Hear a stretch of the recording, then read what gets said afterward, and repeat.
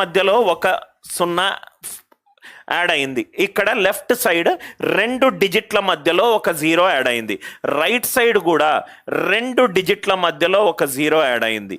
2 డిజిట్ల మధ్యలో ఒక 0 యాడ్ అయింది. ఆన్సర్ 10201.